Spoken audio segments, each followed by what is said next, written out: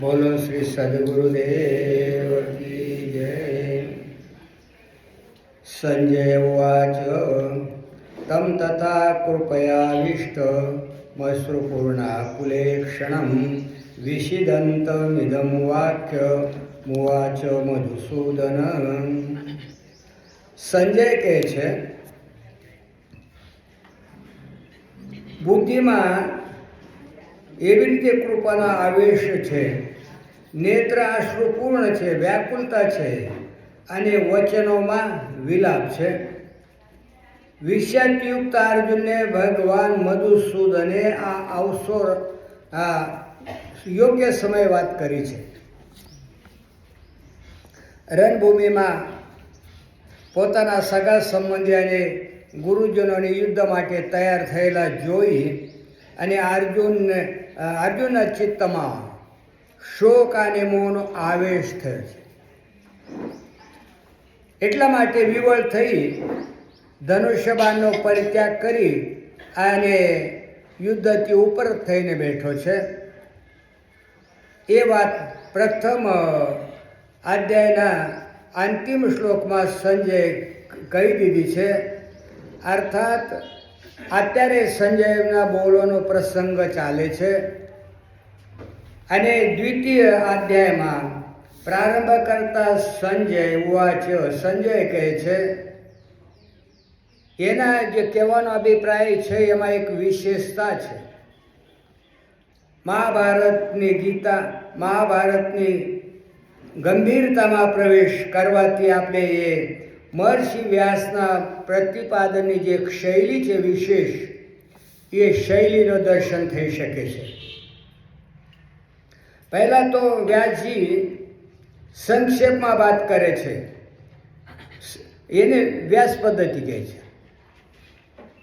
એટલે સંક્ષેપમાં વાત કરીને વર્ણન કરે છે અને પછી જો સાંભળવાળો વ્યક્તિ પુનઃ એ વાતને વિસ્તારથી સાંભળવા માટે જ્યારે વાત કરે છે કે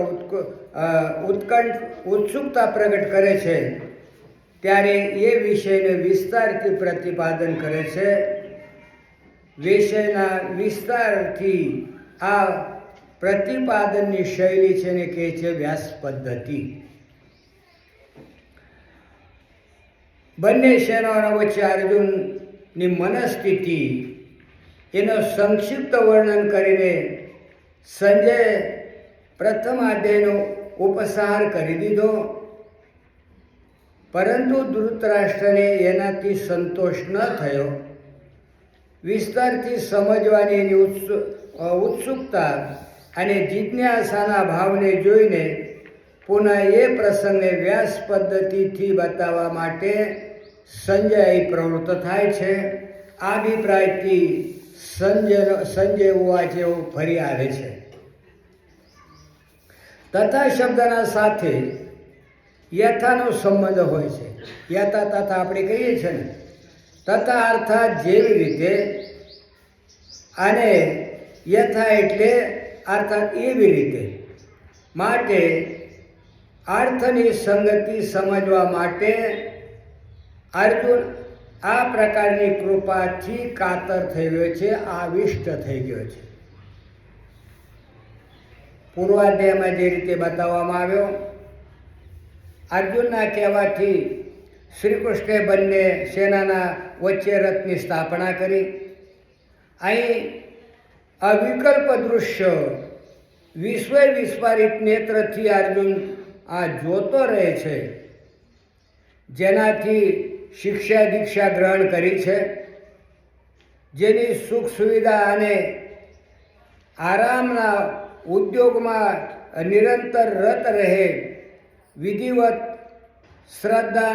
શ્રદ્ધાન્વત થઈને જેના ચરણોની પૂજા કરવામાં સંલગ્ન રહેવું જોઈએ, એ બધા પૂજ્ય ભીષ્મ, દ્રોણ આદિ ગુરુજન તથા સ્વજન યુદ્ધ માટે તૈયાર થઈને એકત્ર થયા છે, તત્પર થયા છે. એના વિરુદ્ધ મને યુદ્ધ કરવું પડે, એના ઉપર મને આક્રમણ કરવું પડશે, અસ્ત્ર શસ્ત્ર છોડવા પડશે, અને ક્રૂરતાની કલ્પના કરતા જ અર્જુન કાપી ઉઠ્યો છે અને કૃપાના આવેશથી એ ખિન્ન થઈ ગયો તથા શબ્દથી પ્રથમ અધ્યાયમાં એ વાત કહેવામાં આવી. અર્જુનની સ્થિતિનો સંકેત કરે છે કૃપયા વિષ્ટમ. કૃપણ અને કાર્પણ્ય આ ત્રણેયની મૂળ ધાતુ તો એક જ છે.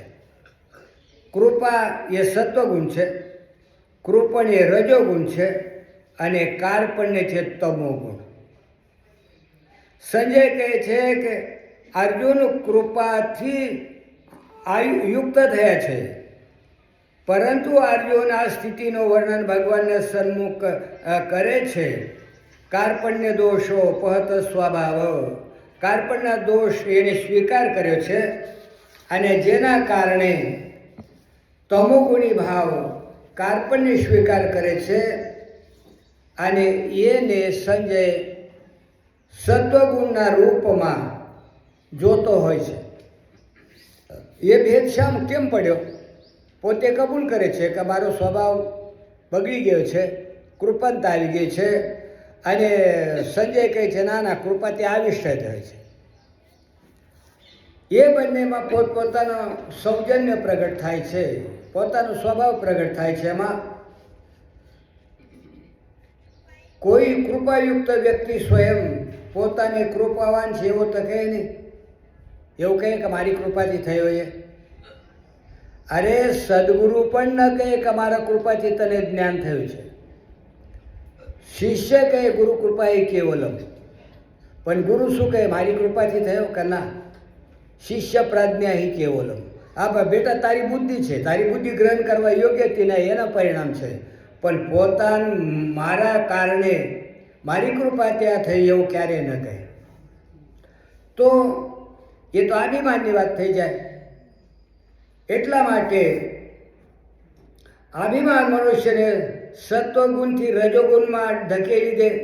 એટલા માટે કાર્પણ્ય દોષથી યુક્ત કહીને અર્જુન પોતાને નાના રૂપમાં અનુભવ કરે છે, લઘુ રૂપમાં અનુભવ કરે છે અને એનો સૌજન્ય છે.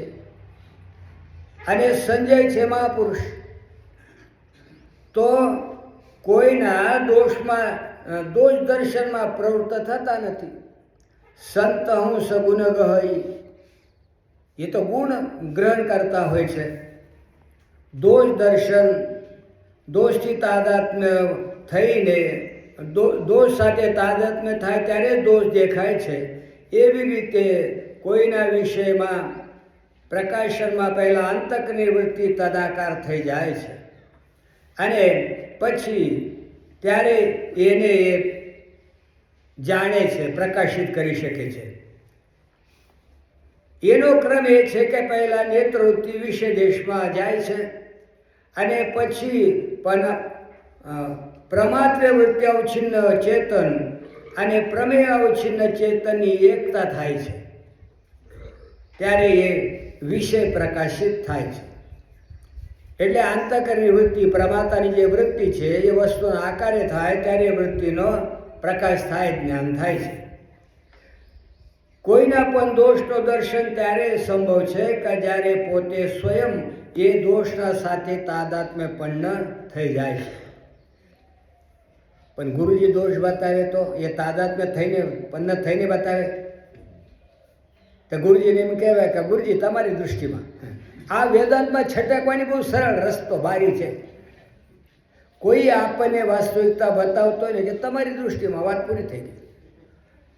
વેદાંત છટકવા માટે નથી, વેદાંત સમજવા માટે છે. દોષરૂપ દોષથી દૂષિત થઈ અને જોતો હોય છે. માયા રચિત આ દૃશ્ય પ્રપંચમાં ગુણ દોષથી રહિત કોઈ વસ્તુ નથી. અશુદ્ધ ચિત્તવાળા મનુષ્યને તો વસ્તુ દોષયુક્ત પ્રતીત થાય છે. એ એક શુદ્ધ અંતકરણ સત્પુરુષને ગુણયુક્ત લાગે છે. મહાત્મા સંજયને અર્જુનને તમોમય કાર્પણ્ય ભાવથી આવૃત્ત હોવા છતાં પણ કૃપયાવિષ્ટમ કહે છે. સત્વગુણી કૃપાથી યુક્ત જોતો હોય છે એનો એ સૌજન્ય પ્રગટ થાય છે. વાસ્તવમાં તો શ્રી કૃષ્ણ અર્જુન એક જ છે. શ્રી કૃષ્ણની નિશ્ચય વૃત્તિ, અર્જુનની જિજ્ઞાસા વૃત્તિ ઉપહિત બંનેનો પાર્થક્ય છે એ વસ્તુનો નહીં. દોષ છે ને વૃત્તિમાં છે, સ્વરૂપમાં નથી. શતપથ બ્રાહ્મણ એક શ્રુતિમાં બતાવે છે, અહસ્તુ કૃષ્ણમ અહર અર્જુનંચ, અર્થાત કૃષ્ણ અને અર્જુન બંને દિવસ સ્વરૂપ છે, એટલે પ્રકાશ સ્વરૂપ છે, એટલે કે જ્ઞાન સ્વરૂપ છે. દિવસ છે તમનો વિરોધી છે. આદિત્ય વર્ણ તમસ પરસ્તાત, દિવસ અને સૂર્યપ્રકાશ સ્વરૂપ અથવા જ્ઞાનના પ્રતીક છે બંને. કૃષ્ણ અર્જુન દિવસ સ્વરૂપ છે, અર્થાત પ્રકાશમય જ્ઞાન સ્વરૂપ છે. અર્જુનમાં રુજુતા સરળતાનો ભાવ છે, કે અર્જુનમાં બહુ સરળતા છે. અર્જુન વૃક્ષે છે ને સરળ હોય, ઉપર જાય પછી ડાળા પાકડા, વચ્ચે ગાંઠો ન હોય. એવી રીતે એ સરળતા છે અર્જુનમાં. કેટલી સરળતા! જ્ઞાનેશ્વર મહારાજ એનું વર્ણન કરતા કહે છે કે ભણાવેલો પેલો પોપટ છે ને એ પણ એના મનમાં હોય તો બોલે, નહીં તો ન બોલે. પેલા માકડને શીખવાડે ને, હા, એ પણ એની ઈચ્છા હોય તો નાચે, મારના બીકથી કરતો હોય, પણ એ કરે નહીં કરે. પણ આ ભગવાન તો કાંઈ જોયા વગર સામે ત્યાં અર્જુનને કહી દે છે. અર્જુન કહે છે કે વિશ્વરૂપ બતાવો તો વિશ્વરૂપ બતાવ્યો, ચતુર્ભુજ બતાવો ચતુર્ભુજ બતાવ્યો, અને દ્વિભુજ બતાવો દ્વિભુજ બતાવો. આ કેટલા, આમ શબ્દ સારો નથી પણ ભગવાન અર્જુન પાછળ ગાંડા એમ કહી શકાય ને. કેટલી કૃપા છે! ભગવાન તો કૃપાળુ છે, એ ભગવાનની કૃપા છે. ગાંઠ પણ માણસમાં હોય, ભગવાનમાં ન હોય. એટલે ભગવાનની કૃપા કેટલી, કેટલો ભાવ બતાવે છે અર્જુન ઉપર. કારણ શું? અર્જુનમાં છે સરળતા. આ શુદ્ધ સ્વરૂપમાં જોઈને કહે છે કે અર્જુન કૃપાથી આવિષ્ટ થઈ ગયો છે. આવેશ આવે, આવેશના અનેક પ્રકાર છે. એક તો કામ આવેશ આવે, ક્રોધ આવેશ આવે, લોભનો આવેશ આવે, પ્રેમનો આવેશ આવે, ભૂત પ્રેતનો આવેશ આવે. અનેક પ્રકારના આવેશનો જ્યારે ચિત્તમાં પ્રવેશ થાય છે ને ત્યારે મનુષ્ય પોતાનો વિવેક ખોઈ બેસે. ક્રોધ આવે ને, ના ના બરાબર છે, હું જે કરું છું બરાબર છે, એના માટે એ જ બરાબર છે એમ. કારણ કે એ આવેશ બોલે છે, માથા ઉપર ચડે છે ને, આ એ બોલે છે, એ વ્યક્તિ નથી બોલતી. એ રીતે આને આવેશ, ભૂતનો આવેશ આવે ને, એ વ્યક્તિ છે ને, એ વ્યક્તિ નથી બોલતી, એ ભૂત બોલતો હોય છે, એનો આવેશ આવે. એ રીતે આ કૃપાનો આવેશ થયો છે. કૃપા એના માથા ઉપર ચડી બેઠી છે અને કૃપા બોલે છે. આવેશ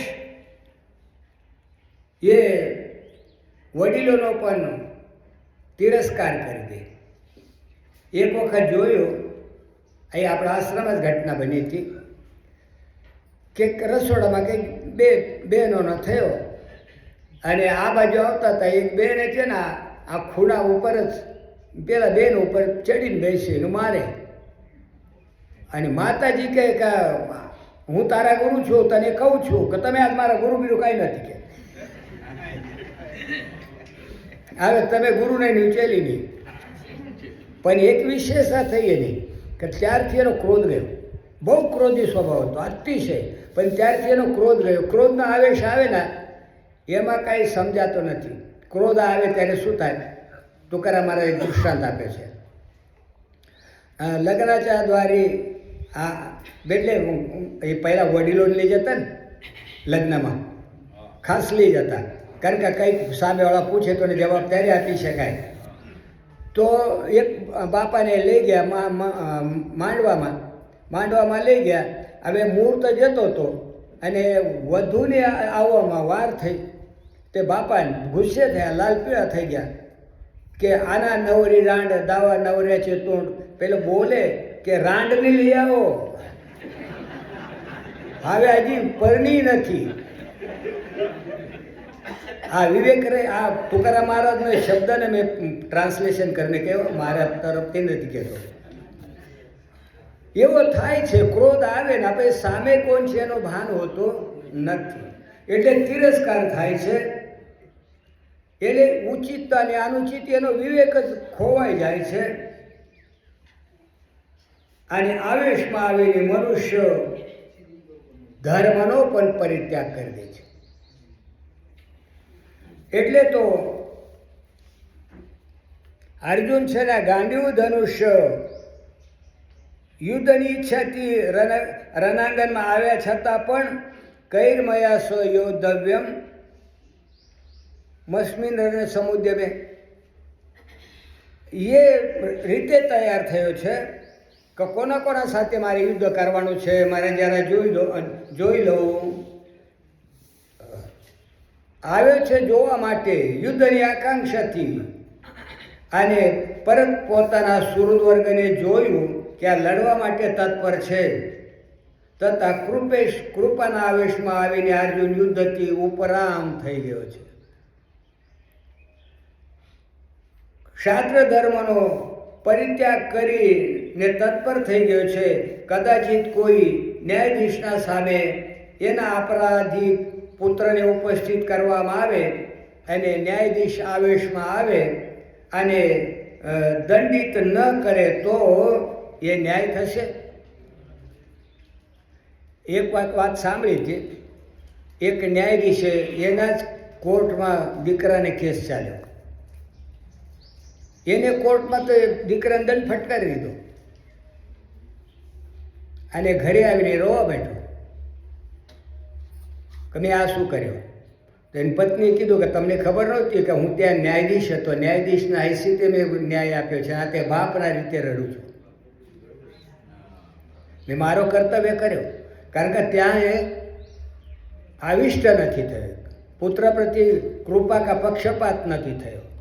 અને અહીં અર્જુનને હવે પક્ષપાત છે, મારા સગા છે એના સાથે કેમ લડવું, એટલે આવિષ્ટ થયો છે. તો એ ન્યાય નથી. ન્યાય દેશની દૃષ્ટિથી કર્તૃત્વ પરાયણ થઈને ન્યાય મંદિરની અવજ્ઞા બીજી વાત થઈ જાય છે. અને શોકથી આબીભૂત થઈને પોતાના પુત્રને દંડિત ન કરી બીજી વાત છે. યુદ્ધમાં પોતાના સગા સંબંધીઓને જોઈને અર્જુન એ અહિંસાત્મક વિચાર ધર્મમૂલક તથા ન્યાયમૂલક નહોતા. આપણને એમ લાગે કે અર્જુન જે વાત કરે છે બિલકુલ ધર્મની વાત કરે છે, પણ એ વખતે એ મોહિત છે, પક્ષપાતી છે, એટલે એ યોગ્ય નથી. એના જેવો કોઈ વાત કરી હતી કે બે મલ્લ છે ને કુસ્તીના અખાડામાં ઉતર્યા અને એકબીજાને હાથ મેળવ્યો અને પછી પરિચય થયો કે આ તો મામાનો દીકરો છે ને હું તો ફઈનો દીકરો છે. પછી કહ્યું ભાઈ આ જોરથી ન પટકતો. તો પહેલાં ખબર નહોતી કે આ મામા ફઈના છે.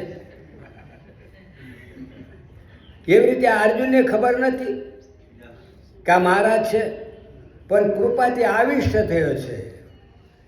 અને મોહમૂલક હતો, ભ્રામક વિચારના આધાર ઉપર હતો. વિસૃજ સશરમ ચાપમ, આ ધનુષ્યબાણનો પરિત્યાગ કરે છે, વાસ્તવિક લક્ષ્યથી ચ્યુત થયો છે. અહીં તો આ રૂપક છે. ધનુરિતસ્ય પ્રણવમ પઠંતી શરતુ જીવમ પરમેવ લક્ષ્યમ. આ ધનુષ એટલે શું એ કહે છે? પ્રણવ એટલે ઓંકાર, એ ધનુષ્ય છે. આને આ બાણ શું છે કે જીવ એ બાણ છે અને લક્ષ્ય પરમાત્મા. એટલે જો તમારો સાધન તમે છોડી દો તો પરમાત્મા સુધી કેવી રીતે પહોંચશો?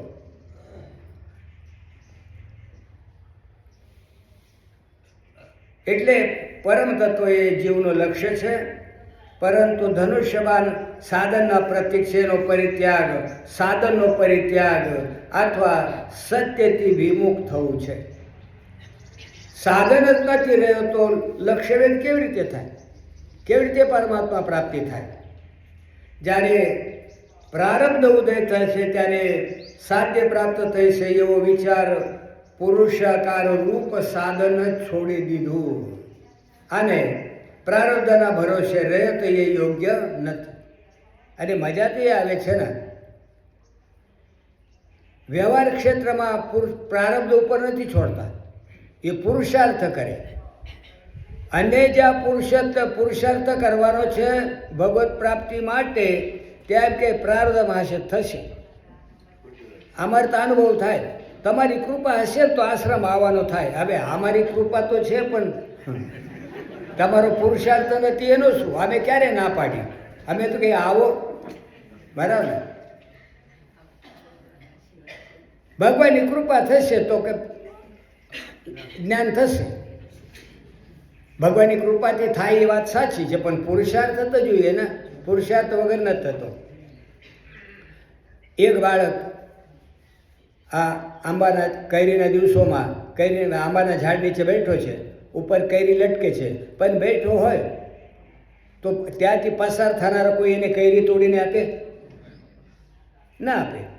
પછી એક બાળક છે ને, એ ઝાડ નીચે બેઠો છે, પણ પેલા કેરી માટે કૂદકો મારે છે, હાથ પહોંચતો નથી, એ તોડી શકતો નથી. ત્યાંથી કોઈ પસાર થાય તો માણસની ઊંચાઈ હોય તો એને તોડીને આપી દે કે ના આપી દે? એનો પુરુષાર્થ એ કૃપા બનીને એને ફળ પ્રાપ્ત થાય છે ને. ઈશ્વરની કૃપા ત્યારે બને ને તમે કંઈ પુરુષાર્થ કરો તો ઈશ્વર ઉપર છોડી દે ભગવત પ્રાપ્તિને, અને વ્યવહાર પ્રાપ્તિને ઈશ્વર ઉપર નથી છોડતા, પ્રારબ્ધ ઉપર નથી છોડતા. એટલે પુરુષ પ્રયત્ન વગર પ્રારબ્ધનું અસ્તિત્વ નથી. અને પુરુષ પ્રયત્ન જ પ્રારબ્ધનું નિર્માણ કરે છે. પોતાના વ્યક્તિત્વને પુરુષાકાર નિષ્ઠ બનાવવું જોઈએ, પ્રયત્ન કરવો જોઈએ. ઈશ્વર કૃપા કરીને સ્વયં પ્રાપ્ત થશે. એ ભાવનાના સાધનનો પરિત્યાગ ઉચિત નથી.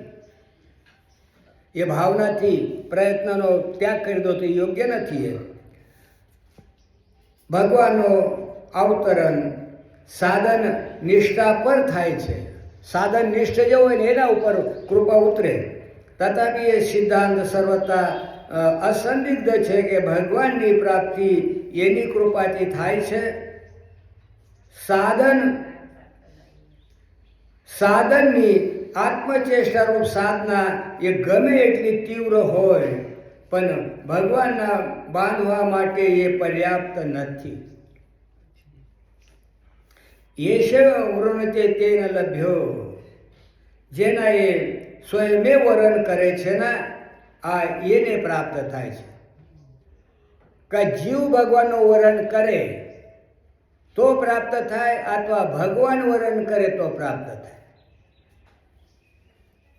એની કૃપા કોઈ પણ પ્રકારના હેતુની અપેક્ષા કર્યા વગર જ બધા ઉપર સમાન ભાવથી રહે છે, સર્વતા વર્ષે છે.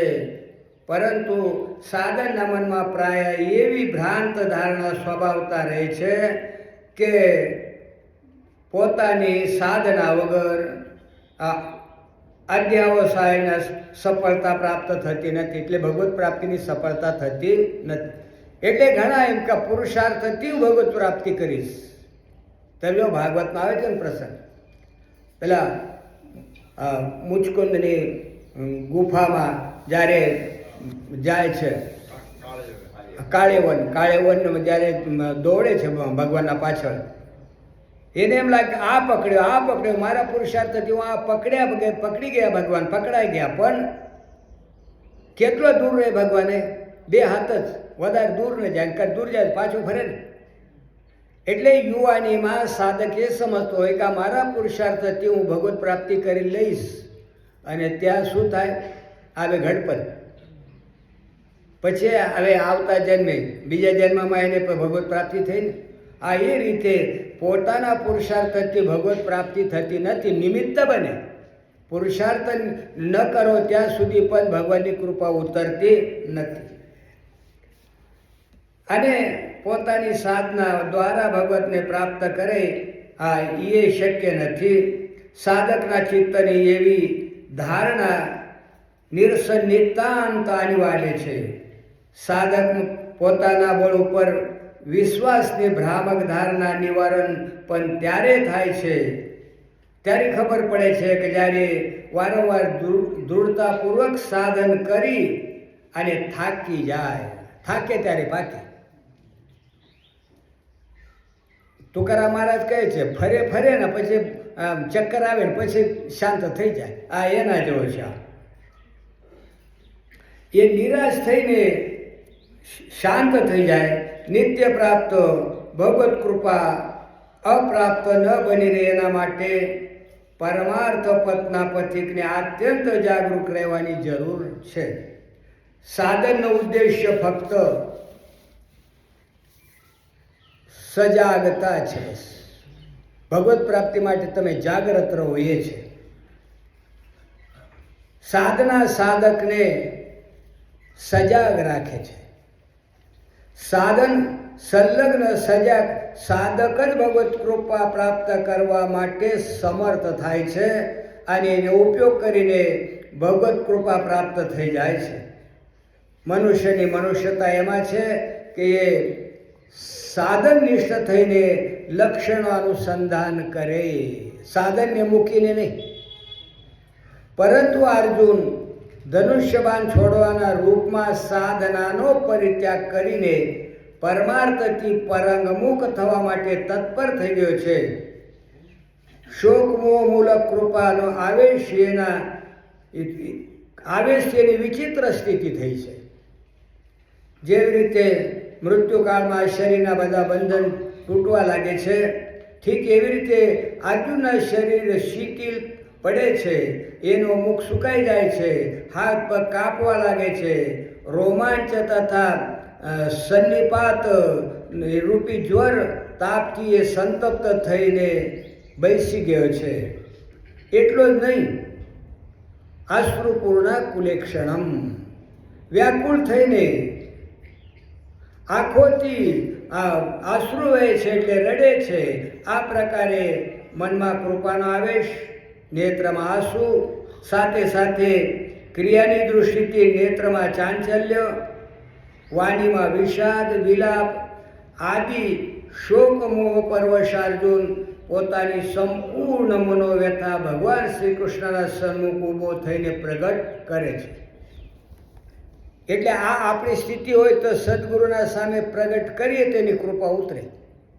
પણ આપણે ત્યાં જઈને જ ને પોતાનું જ્ઞાન વગાડતા હોય તો ઉતરે. અમે એક ભાઈને પંચીકરણ બનાવતો હતો. આવીને એને શરૂઆતથી જ સહી કહી દીધો, સ્વર્ગ ખોટો, નરક ખોટો, બધું મિથ્યા. થોડા દિવસ તો ચલાવે. મેં કીધું હવે આને તો હું કાંઈ નહીં કરી શકું, કારણ કે આને જે પહોંચવું તો એ તો પહેલાંથી જ ના પાડી દે છે.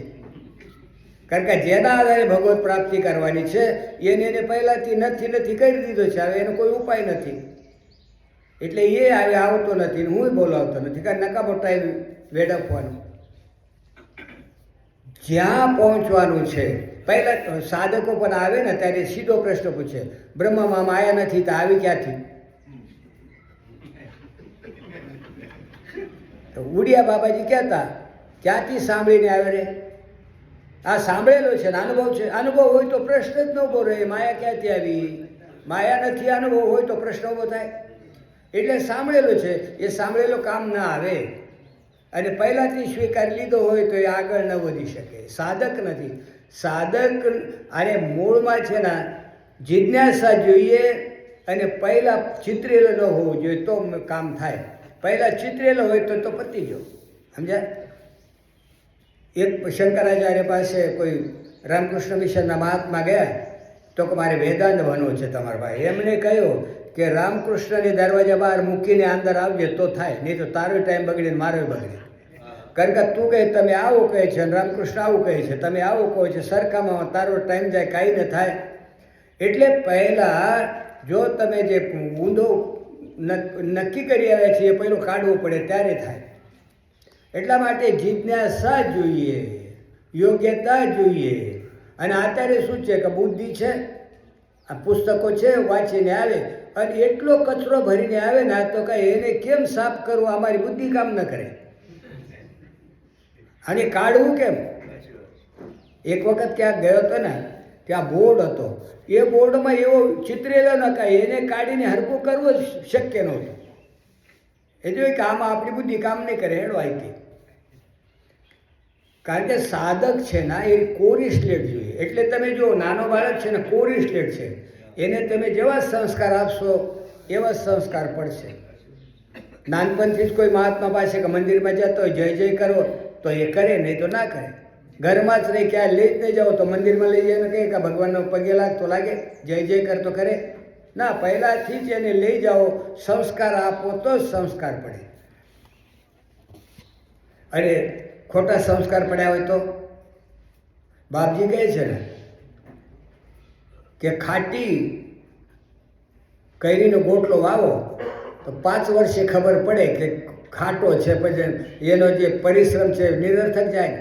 પણ પહેલાંથી જ મીઠી कैरीની ગોટલી વાવી હોય તો પહેલાંથી જ એવા સંસ્કાર આપ્યા હોય, પહેલાંથી જ એવા સંસ્કાર આપણે સ્વીકાર કર્યા હોય તો ભગવત પ્રાપ્તિ સુધી પહોંચી જવાય. વિષિદંતમ સામાન્યતા નિયમ તો એ છે કે પોતાનું મનોવ્યથા પ્રગટ ન કરવી જોઈએ, ગમે ત્યાં ન કહેવી જોઈએ. પછી એ છે ને રડીને પૂછે ને હાસીને તમારી મસ્કરી કરતા જાય, બીજા પાસે તમારી મસ્કરી કરે, આવો આવો કહેતો હતો. અને પૂછે ને ત્યારે રડીને પૂછે, એટલા માટે કોઈના આગળ મનોવ્યથા પ્રગટ કરવા જેવો નથી. એ તો એક જ છે કે ભગવાન કા સદગુરુ, ત્યાં છુપાવો નહીં. એ તો સાંભળીને દુઃખ નિવારણ કરવાનું તો દૂર રહ્યો, ઉપવાસ કરે. અરે મન નિજ મન કી વ્યથા મન હી રાખો ગોય, શૂન્ય હટી લઈએ લોગ સબ વાટીને લઈએ કોઈ, ऐसा कोई न मिला जासो कहो निसंग, जासो हृदय की कही सोई मारे डंक. એ કહે છે કે મનની વ્યથા મનમાં જ રાખો, કોઈને કહેતા નહીં. કે શું કે સાંભળી લે ખરો પણ વેચી ન લે દુઃખ, તો શું કરે? એવો કોઈ ન મળ્યો કે જેના પાસે શંકા રહિત થઈને કહી દેવાય. કારણ શું? જેને હૃદયની વાત કહો ને એ જ ઉલટો દુઃખ આપે, ડંખ મારે. એટલા માટે ગમે તેના પાસે આ હૃદયની વ્યથા પ્રગટ કરવા જેવું નથી. જો કદાચિત ભગવાન અથવા શ્રી ગુરુ સામે ઉપસ્થિત હોય અને પોતાની મનોદશા એમના સામે પ્રગટ ન કરવામાં આવે તો એ યોગ્ય નથી. એ બે જગ્યા છે મનને ખાલી કરવા માટે, ઠલાવવા માટે. એક સદગુરુ અને બીજો ભગવાન. એ તમારી દુઃખને નિવૃત્ત કરશે, પણ મસ્કરી નહીં કરે. વિષાદ ત્યારે વિષાદ છે જ્યાં સુધી એનો સંબંધ કોઈ સંસારી વસ્તુ સાથે થાય. દુઃખ ત્યાં સુધી દુઃખ છે સંસારી વસ્તુ સાથે કે સંસારી વ્યક્તિ સાથે જોડાયેલો છે ત્યાં સુધી. ભગવાનના સમક્ષ પ્રગટ થાય એનો સંબંધ યોગરૂપ થઈ જાય છે. આમાં તો આપણે સ્પષ્ટ છે ને, અર્જુન વિષાદ યોગો નામ પ્રથમોધ્યાય. વિષાદ છે ને, દુઃખથી પણ તમે ભગવાન સાથે જોડાઓ, સુખથી ભગવાન સાથે જોડાઓ, કોઈ પણ રીતે ભગવાન સાથે સંબંધ થાય તો યોગ થાય. યોગ એટલે જોડાઈ જાઓ. અને બીજા સાથે જોડાઈ જાઓ તો એ યોગ ન થાય, ઉલટો દુઃખ વધે પણ ઘટે નહીં. અને આ ભાગવતમાં કહી દીધો છે, ગમે તે રીતે ભગવાન સાથે સંબંધ થઈ જવો જોઈએ. અન્ય કોઈ શાસ્ત્રને વિષાદ યોગની ઉપાધિ મળી નથી, પ્રાપ્ત થઈ નથી. પણ પહેલા અધ્યાયને અર્જુન વિષાદ યોગો નામ એ વિષાદ યોગ કહેવામાં આવે છે. અને એ વિષાદ યોગ રૂપ એટલા માટે છે કે અર્જુને પ્રગટ કરીને ભગવાન સાથે એને જોડાવી દીધો છે, ભગવાન સાથે જોડાઈ ગયા છે. એટલા માટે એ વિષાદ યોગ છે.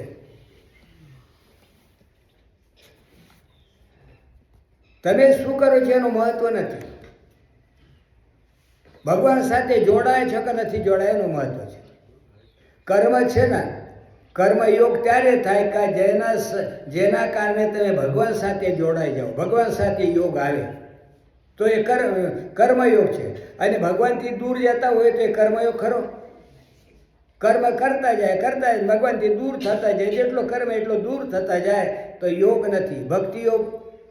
ભક્તિ એ છે કે ભગવાન સાથે જોડે, ભગવાન સાથે એક કરે, એનું નામ ભક્તિ છે. અને ભગવાનથી દૂર થતા જાઓ તો ભજન મંડળમાં હોય ને, ભજન મંડળ ઊભા થાય અને પછી કાંઈ મનુષ્ય થાય તો પેલા મૃદંગ એક લઈ જાય અને પેલા મંજીરા બીજા લઈ જાય, બે પાર્ટી. આ યોગ છે, આ ભજન છે. જે ભજન ભગવાન સાથે જોડે એનું નામ છે ભજન, ભક્તિ. ભક્તિથી ભગવાન સાથે એક થઈ જાય અને જ્ઞાનથી એવો જ્ઞાન કે ભગવાનથી જુદા પડતા જાય, ભેદ ઊભો થતો જાય, એ યોગ છે. ને જ્ઞાન યોગ ક્યારે? કે જે જ્ઞાન દ્વારા જીવ બ્રહ્મની એકતા થાય તો એ જ્ઞાન યોગ છે. બાકીનો જ્ઞાન એ યોગ નથી, એ વિયોગ જ છે. ભગવાનથી વિયોગ થાય એ કયો યોગ? એટલે સંસારથી વિયોગ થાય તો યોગ બને, પણ જો ભગવાનથી વિયોગ થાય તો યોગ ન બને. આ એટલો દુઃખનો કારણ બની શકે છે. અર્જુનનો વિષાદ ગ્રસ્ત સ્થિતિ જોઈને ભગવાન કહે છે, વિષિદંતમિદમ વાક્યમ ઉવાચ મધુસૂદન. આ મધુસૂદન ઉવાચ, મધુસૂદન બોલે છે એનો તાત્પર્ય છે, પરંતુ મધુસૂદન ઇદમ વાક્યમ ઉવાચ. મધુસૂદન આ વાક્ય બોલાય એ વિશેષ અભિપ્રાય એ છે કે જે બોલવા યોગ્ય છે, અવસરોચિત છે, એ વાત ભગવાન બોલ્યા છે. નહીં તો બોલ્યા એટલાથી પૂરો થઈ ગયો, પણ ના, અવસરોચિત, યોગ્ય સમય યોગ્ય વચન બોલ્યા છે. મધુસૂદન કઈ વારી કહે છે ને ભગવાનને. આપણે તો કઈ રાક્ષસ હતા અને એના વધ કર્યો ભગવાને, અને ભગવાન એટલા માટે મધુસૂદન થયા છે. અહીં મધુસૂદન શબ્દ બહુ યોગ્ય સમયે વાપરે છે. મધુ રાક્ષસને મારવાના કારણે ભગવાન મધુસૂદન, એ પરાક્રમી નામ છે ભગવાનનું. મધુ અને કૈટબા બે રાક્ષસ હતા. આ દુર્ગા સપ્તશતીમાં આવે છે. આ એની ઉત્પત્તિ ભગવાનના કાનમાંથી થઈ. અને વિષ્ણુ કર્ણમલોદ્ભૂતૌ, વિષ્ણુ ભગવાનના કાનમાંથી આ ઉત્પન્ન થયા છે. મધુ એટલે રાગ. કોઈ આપણે સ્તુતિ કરીએ તો રાગ થાય કરતા, એના પ્રત્યે આસક્તિ ઉત્પન્ન થાય ને. અને કોઈ દ્વેષ કરે, કડવું વચન બોલે તો આ દુઃખ થાય, એટલે દ્વેષ થાય. આ રાગ દ્વેષ છે ને, એ આ મધુ કૈટબ છે. એ કહે ભગવાનને કે તમે સગાઓને નથી માર્યો, તમે તો શત્રુ છે ને મધુ અને કૈટબ એને માર્યો છે. અને તમે મને લડવાનો કહો છો તો મારા સગાઓ સામે, એ સૂચિત કરે છે. પણ મુખ્ય છે ને આમાં રાગ દ્વેષ છે.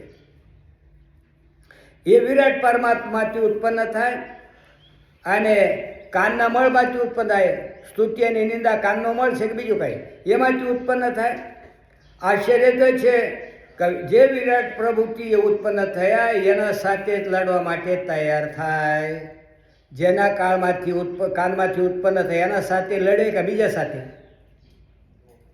રાગદ્વેષ કોને? તમારા સાથે જ થાય ને.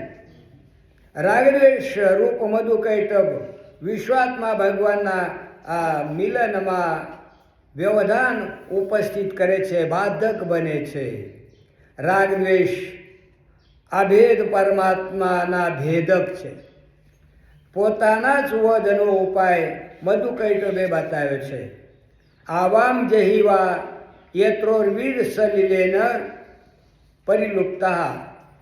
અમારો વધ કરો એવી જગ્યા કે જ્યાં જળ પ્લવિત પૃથ્વી ન હોય, ભીની ન હોય, કાંઈ જળ હોય ને તો માટીનો ગોળો થાય, ન હોય તો ના થાય.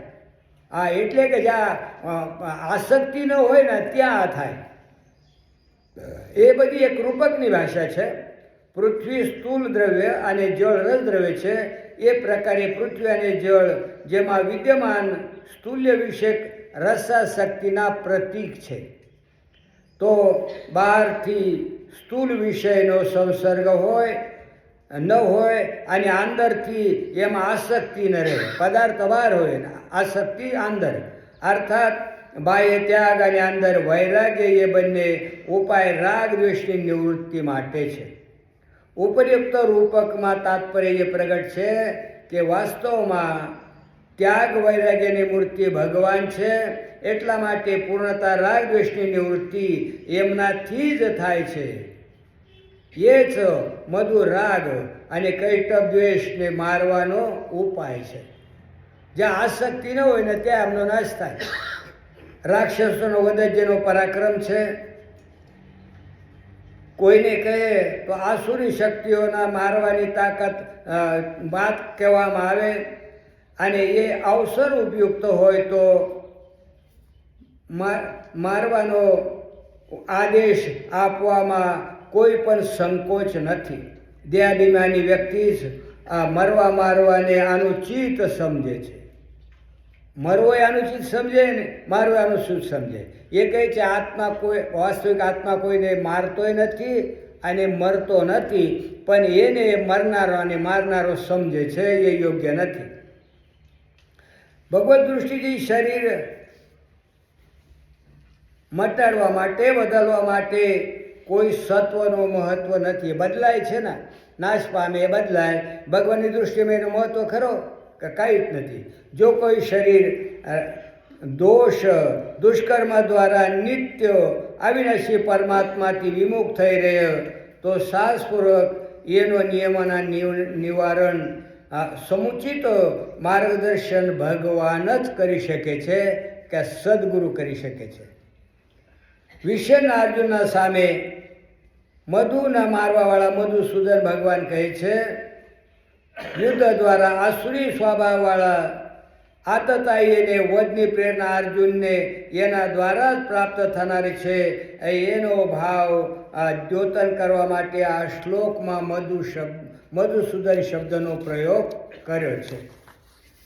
ઓમ પૂર્ણમદ પૂર્ણમિદમ પૂર્ણાત પૂર્ણમુદચ્યતે પૂર્ણસ્ય પૂર્ણમાદાય પૂર્ણમેવાવશિષ્યતે. ઓમ શાંતિ શાંતિ શાંતિ. બોલો શ્રી સદગુરુદેવ કી જય.